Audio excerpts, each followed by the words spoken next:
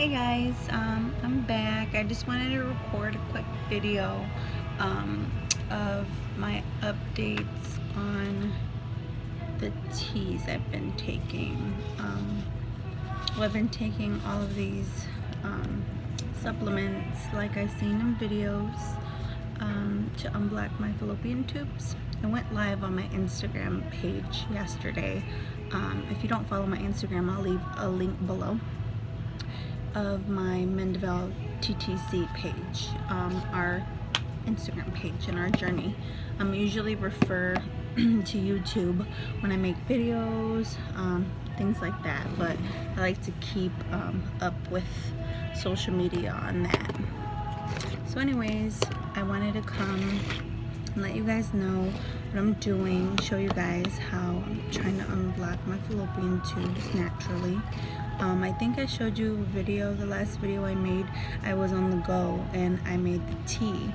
So it's nighttime. Today I didn't ovulate. I checked to see if I ovulated today, because if you do ovulate, you're not supposed to take them. You're supposed to disregard taking the teas as well as all of them, because they cause you to contract, and it's not good when you're trying to conceive because it can cause miscarriage.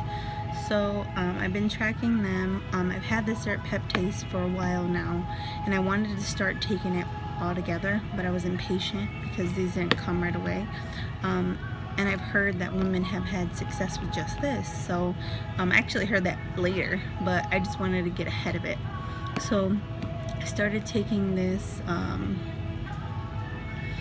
I want to say maybe a little over a week ago.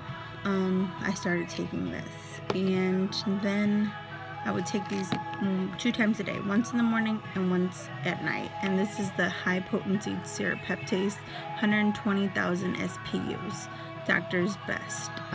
This was recommended on the videos that I watched, how women have unblocked their fallopian tubes naturally, the research that I did. Sorry, I'm looking kind of rough right now. I was praying and I wanted to come on because I didn't want to forget to take these before I went to bed. Also, I take the Wobenzym N joint health 3 times a day. I take this in the morning, at noon, and at night. So I'm taking this tonight. So I'm taking both of these tonight. Because remember, I said I take these 2 times a day. I take these 3 times a day. And I also drink these 3 times a day. So you can see it says YiMuCao. I try to pronounce it in other videos. I don't know if I'm pronouncing it right, but this is what I take. This one as well as this one. And I take them together.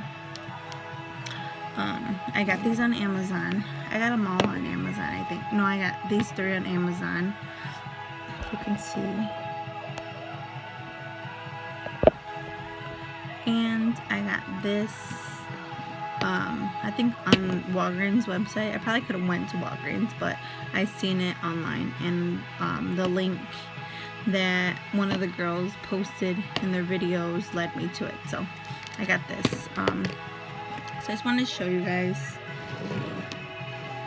Other people's videos said that they didn't like the tea. They were kind of like disgusted by it, so I didn't know what to expect. I'm not really a picky person or bothered by different smells or things. So this is what looks like, and I liked it. I mean, I didn't like it, but I didn't mind it. So take one of those. This light is in the way. Sorry.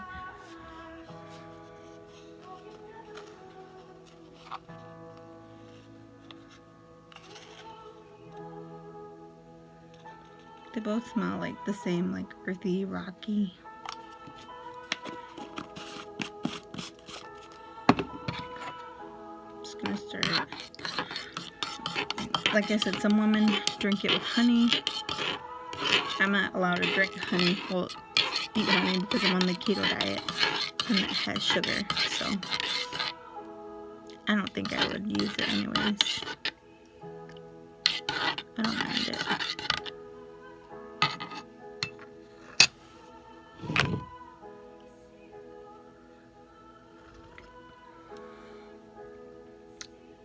So that's what I do. Then also, I'm going to take one of each. Oh, I forgot to tell you. So I've been taking this a little over a week. 2 times a day. And I've been taking these. This is my 3rd day, I believe. Yeah, this is my 3rd full day taking all of it together. So, but taking these is my 3rd full day. So, this is what the Serrapeptase looks like.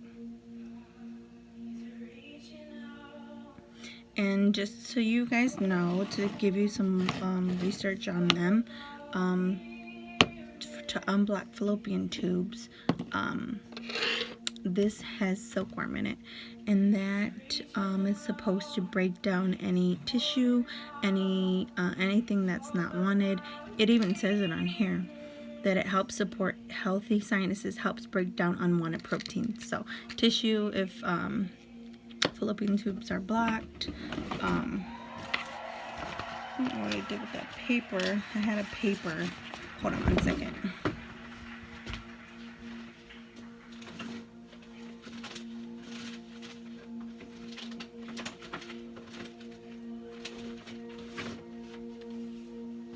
So I made a paper of a reproductive system to the best of my ability.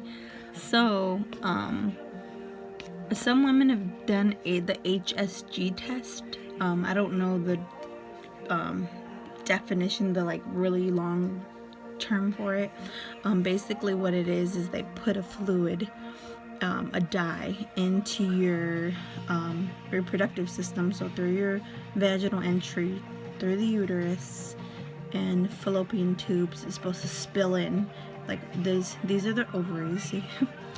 These little fingers grab the, not ovaries, grab the eggs that are released out of the ovaries, and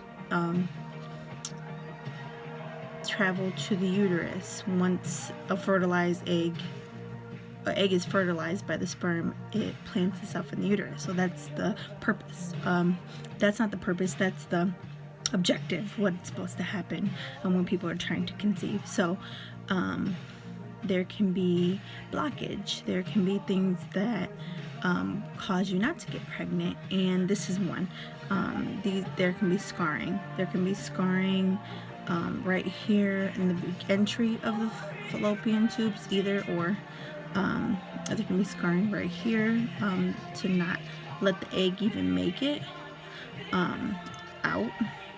And there can be scarring, this is like severe scarring around the egg.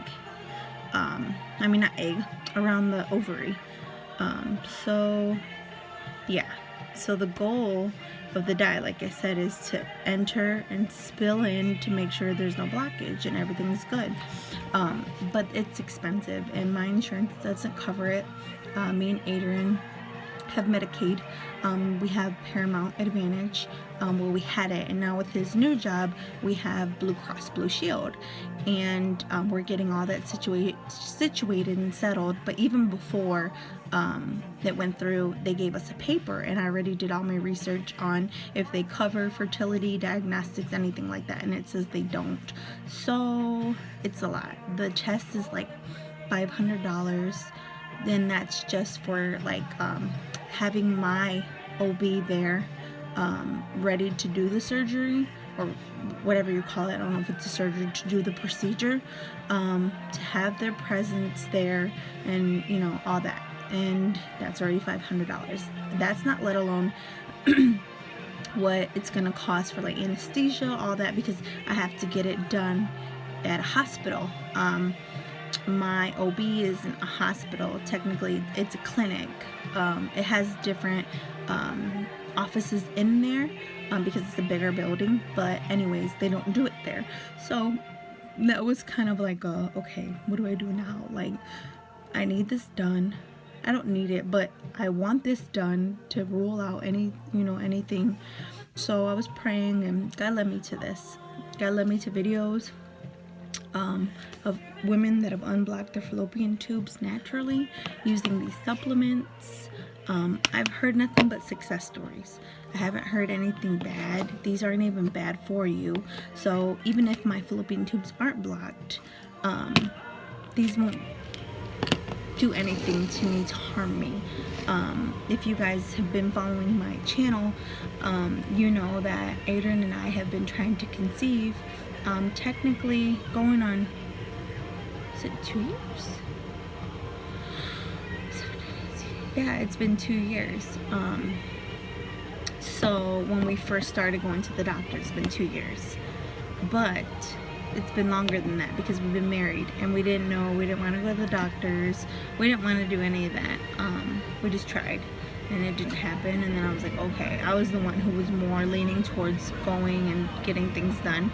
But check out my other video where I explain, my first video, I think I explain, my first 3 videos because they're like separate. I explain what happened, how Adrian needed to get a semen analysis, and how he ended up having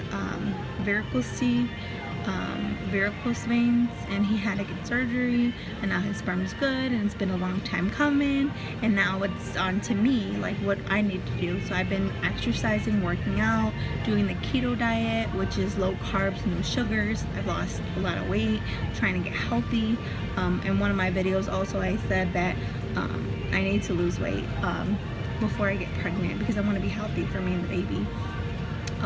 So yeah, so this is where we are. I had my first initial appointment with my doctor, the one that I'm at now, because I've jumped around different gynecologists because I was trying to find the perfect one, I guess. The one I was at kind of wasn't really proactive for me. I had been with her for a while, but she really, I mean, all she told me was to rule him out, and I guess that's where God had us then. So I did rule him out, but then there was nothing when I told her that everything was good. So I switched, and I wanted a midwife when I do have a baby. So I went to the midwife, and they still were kind of not as proactive as I wanted them to be. It sounded good, you know, there was 5 midwives there, and any one of them would have helped deliver, but they weren't doing anything to help me find out why I can't get pregnant, or do anything to try to help me get pregnant. So my friend recommended me to another gynecologist, which is a different physician or company or brand altogether. The one that I was at was Mercy Health, and the one I'm at now is ProMedica. So they were like real proactive. They seen me, I told her my story, our journey in a nutshell, because I've told everybody our journey to this point. I seen the nurse practitioner because the doctor that my friend recommended me to was out on maternity leave. She had a lot of information to give me. At first I didn't think that I got the information that I wanted, or even got accomplished what I wanted, because she was kind of like, oh, okay, well, we'll wait for your husband. But I was like, no, you know what, I think I want to have an ultrasound done for my uterus and my ovaries to see how big my follicles are, all that. She didn't recommend it because my periods are normal. Like, I've never missed a period. They fluctuate, you know, but that's normal. So I ovulate. I've done ovulation strips, and I ovulate. I don't have PCOS. So she basically did like a ruling out of things, and with her medical opinion, she said that it wouldn't be good, that if anything we could do IUI. And I'm like, okay, wow, just jump right to that. And I had mentioned HSG test, the test I was telling you about, to her. But she says, well, I mean, you can do it, but basically it's just gonna see if your tubes are blocked or not, and if they aren't, then we can't do anything for you. We just have to take out the tube and do IVF. And I'm like, whoa, like, there was so much information at one time that I'm like, okay, hold on, slow down. Like, for me, I couldn't even process everything until I left. And then I was thinking, like, wait, no, that's a lie. Like, there's laparoscopy, there's different things that your physician can do. Maybe they don't offer that, or like I was talking to my friend, and she said maybe they're just go straight to IVF or IUI because it costs more.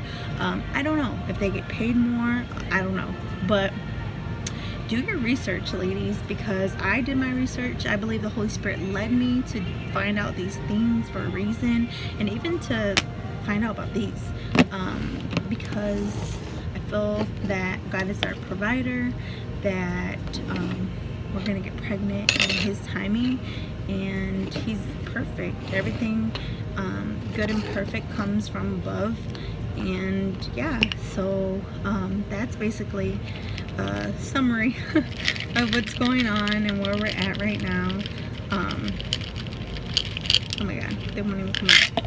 So this is what the Wobenzym N looks like.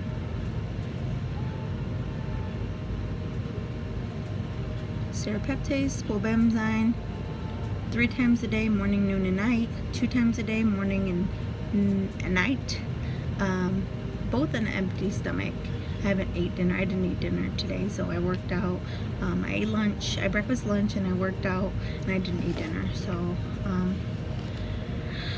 yeah, I'm good to go, and I'm gonna drink this tea, and I'll see if I ovulate tomorrow, and if I don't, I'll take it again. So yeah, I'm signing off. I'll see you guys later.